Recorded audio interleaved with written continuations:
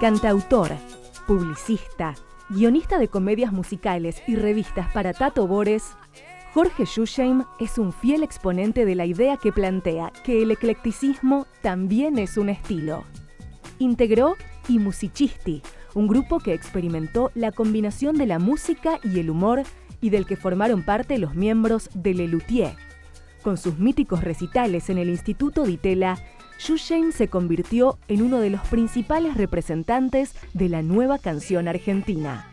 Grabó Canciones del Mundo y sus alrededores y No todo va mejor con Shusheim, en el que figuran los clásicos Las cosas que pasan, Confesiones junto al Sena y Todo va mejor. Shusheim realizó además emprendimientos gastronómicos, adaptaciones teatrales de obras como la multipremiada Toc Toc de Laurent Baffy y mantiene una activa reflexión sobre temas vinculados al judaísmo. Una muestra de su variada producción fue reunida en el libro Todo al costo de Ediciones de la Flor. Señoras y señores, con nosotros, Jorge Shusheim. ¿Qué decís? Gracias por la invitación, Jorgito.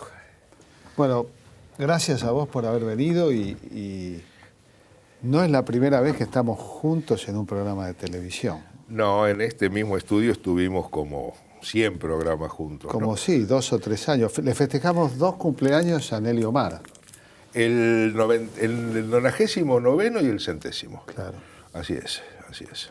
Y es importante recordar al ausente, que es Eduardo Valdés, que fue quien nos convocó a hacer ese lindo programa, hermoso programa, Café Las Palabras. Café Las Palabras. Sí. Así que el homenaje es compartir un café sí. y dedicárselo a Eduardo. A Eduardito. Con mucho afecto.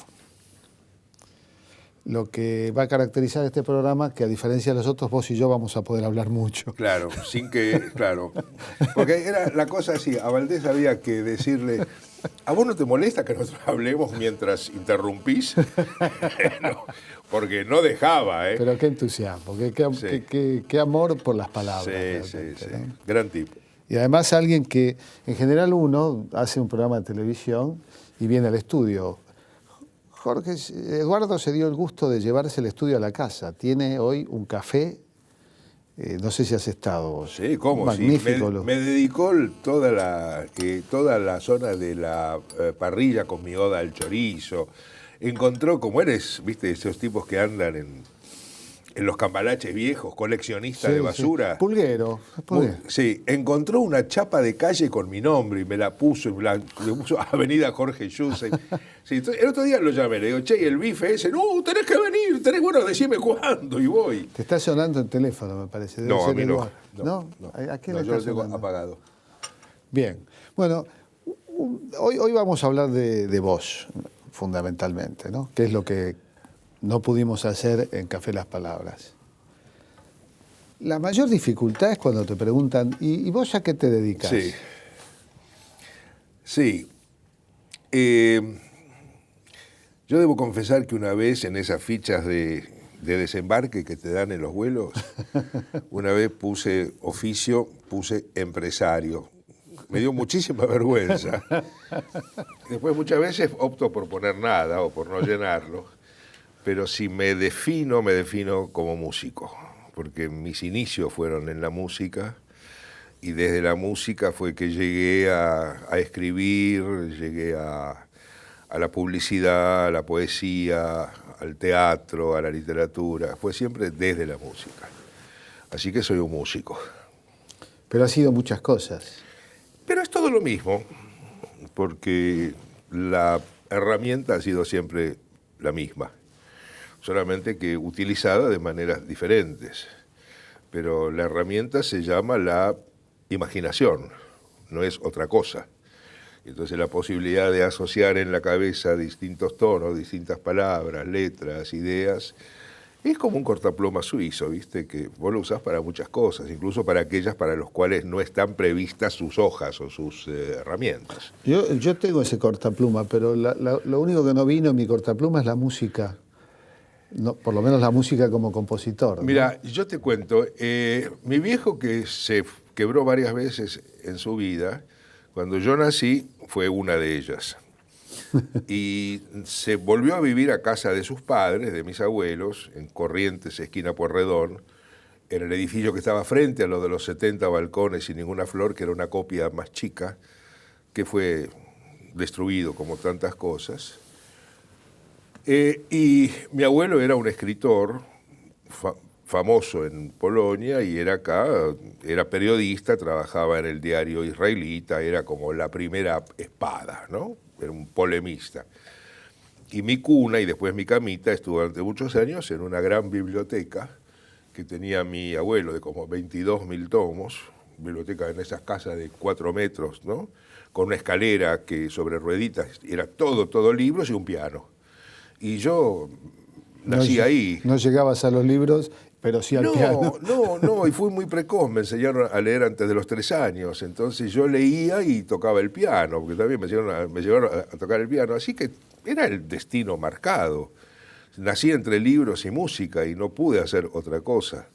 Intenté ser médico, ser antropólogo, no pude.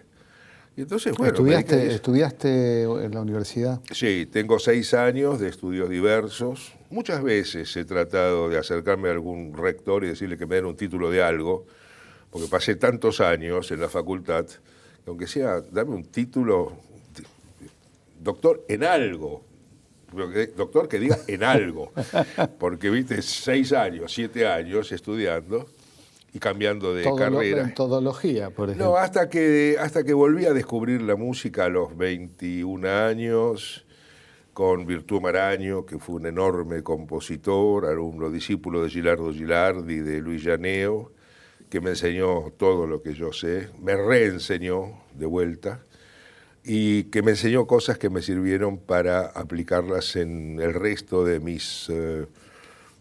de las cosas que hago, muchos conceptos, así que fue mi formador. Vos sos de una familia judía de origen polaco, pero eran religiosos. No, yo soy la primera generación de argentinos. Mi padre era... Bueno, son esas zonas que siempre se cambian de frontera. Cuando él nació era Austria-Hungría, después de la Primera Guerra fue Polonia, luego fue la Unión Soviética y ahora es Ucrania. Y mi madre nació en un lugar que era Rusia, después fue la Unión Soviética y ahora también es Ucrania. O sea que todos somos ucranianos. Yo creo que hasta vos sos ucraniano. Y ellos vinieron en el... Podría ser gallego de Galicia, Polonia. Bueno, también. Nosotros somos de Galicia, justamente. De Galicia. Somos los gallegos de Europa Oriental. Y muy desprestigiados entre los judíos, te diré. Ah, sí. Sí, porque digamos, hay como una cosa. Los lituanos son como la aristocracia literaria. Son los que mejor, ellos dicen, los que mejor hablan el idioma, el yiddish, y los que dieron los mejores escritores. Después vienen, no sé, los rusos, después vienen los judíos alemanes, después vienen los de Polonia, después los de Varsovia, después los húngaros, después hay como 20 puestos libres, vienen los rumanos, y después como 40 puestos libres venimos nosotros los galicianos, que somos como los parias de los judíos, porque nos tratan de brutos. Mira qué casualidad, ¿no? Siempre hay una tendencia de ciertas hegemonías supuestas culturales que tienen chivos expiatorios, ¿no? Sí. Los franceses con los belgas. Sí, fíjate, los franceses con los belgas, los brasileros con los portugueses, nosotros con los gallegos. Que en realidad acá hay más asturianos que gallegos, pero siempre esas relaciones son de pueblo sometedor a pueblo sometido. Que no es el caso de no, porque los judíos no tenemos, no tuvimos durante 2000 años relaciones de sometedores, sino de sometidos. Entonces, como no teníamos de quién reírnos, nos reíamos de nosotros mismos. Y ese es el humor judío. En el humor, ponerle francés, el francés larga el dardo y el blanco es el pobre belga. Acá nosotros somos la flecha y el blanco al mismo tiempo. ¿Por qué es tan genial el humor judío? Porque cuando uno piensa en los grandes humoristas de la historia, vas a encontrar a Chaplin, judío, vas a encontrar a Jerry Lewis. Sí.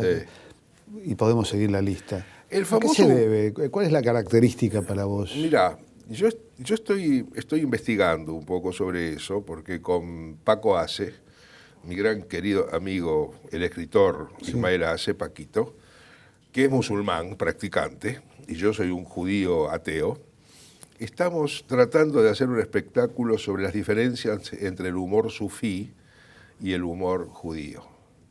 Y entonces, investigando, descubrí que a mediados del siglo XVII, 1649 para ser preciso, en Ucrania hubo un terrible pogrom que duró un año, en el cual degollaron a 100.000 judíos, mujeres, chicos.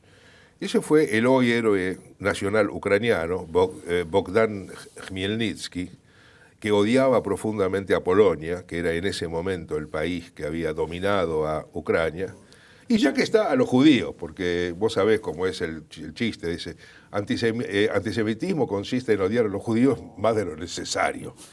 Entonces él era un poco antisemita. Se pasó a cuchillo a 100.000 y hasta ese momento no existía el famoso humor judío, el famoso humor judío ácido.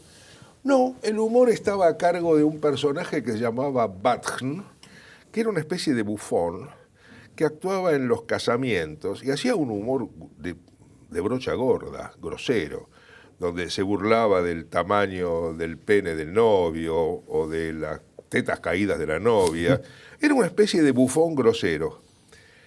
Y a partir de esa masacre se juntó el Sanedrín de los que quedaron vivos y decidieron dejarle a ese Batjn que había sobrevivido, permitirle que hiciera humor sobre la catástrofe. Y ahí nace el reírse del dolor. Y claro, porque es un humor que combina la risa con el llanto. Así es. Y tiene una fecha precisa, en este momento no la recuerdo, creo que fue en julio o en junio. O sea, hay un día en que nace el humor judío. Porque no es, digamos, yo no creo que cuando los judíos eran esclavos en Egipto tuvieran muchos motivos para reírse, ¿no? Casualmente. O cuando los quemaban sobre la losa de Sevilla en la Inquisición, no había demasiados motivos de risa. Pero fíjate cómo sale, sí, bueno, el mecanismo del humor sabemos que es siempre sobre el dolor.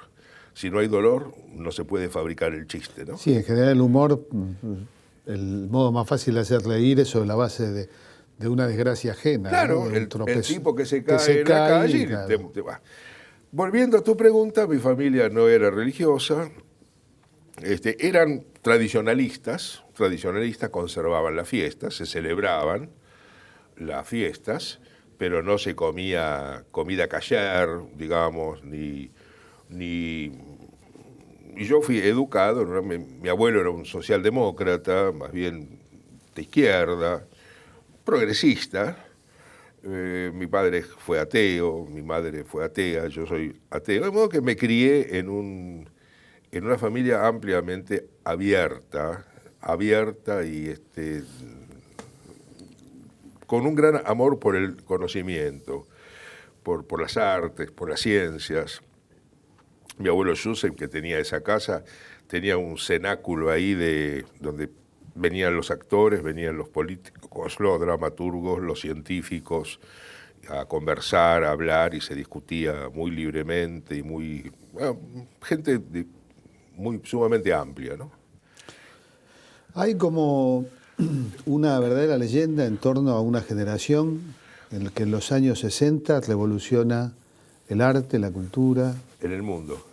En el mundo. Y Pero acá en Buenos Aires esa leyenda gira en torno a la movida del Instituto Portela, ¿no? Sí. Y Buenos Aires fue un ombligo de cultura, fue como el Renacimiento, porque estalló toda esa represión de los 50, de la Libertadora, de la cosa de la Iglesia Católica, ¿no? Y de repente estalló con la píldora, con la minifalda, con los Beatles. Y el Ditela, bueno, fue un centro de experimentación cultural a donde iba toda la gente nueva, con lo cual era todo mucho más subversivo. digo subversivo en el sentido de subverter, que es lo que hace el arado, ¿no? Sácalo de abajo y lo deja expuesto, que es la verdadera palabra. Y a veces pienso si esa cosa de que los jóvenes nos queríamos comer el mundo y que decíamos la imaginación al poder prohibido prohibir, si eso no fue un cebo, no fue una trampa, puesta por quienes vinieron después y en los años 70, que se derechizó absolutamente todo el mundo, para que asomáramos las cabezas, nos identificaran de frente y de perfil y después nos dieran leña. Vos lo escribiste esto. Hay sí, un posiblemente. artículo, Buenos Aires era una fiesta. Sí. En tu cuenta personal de Facebook, que es toda... Sí, que son parte de un libro que estoy que ya terminé, que se está por editar ahora en estos meses. Decís, pero alguna vez he tenido el horroroso pensamiento de que esa fiesta nos la permitieron, financiaron y estimularon a mostrar nuestras caras y nombres, los verdaderos dueños del poder, los patrones de los asesinos que, disfrazados de militares, nos masacraron sin piedad durante la década siguiente. Entonces, ¿Buenos Aires era o no era una fiesta? Y Buenos Aires, Uruguay, Brasil, Chile, Venezuela, toda América Latina durante los 70 fue una máquina de tortura, desaparición y guerra. No había un solo gobierno democrático que yo recuerde. Eran todos gobiernos militares o de dictadores, digamos, bueno, Stroessner era un gobierno elegido democráticamente por el 99% de los paraguayos, ¿no? Así que yo creo que sí, que vino una reacción brutal, y eso, bueno, es historia, no necesito afirmarlo yo. Vamos a una pausa y seguimos conversando. Usted manda, jefe. Con Jorge Shushei.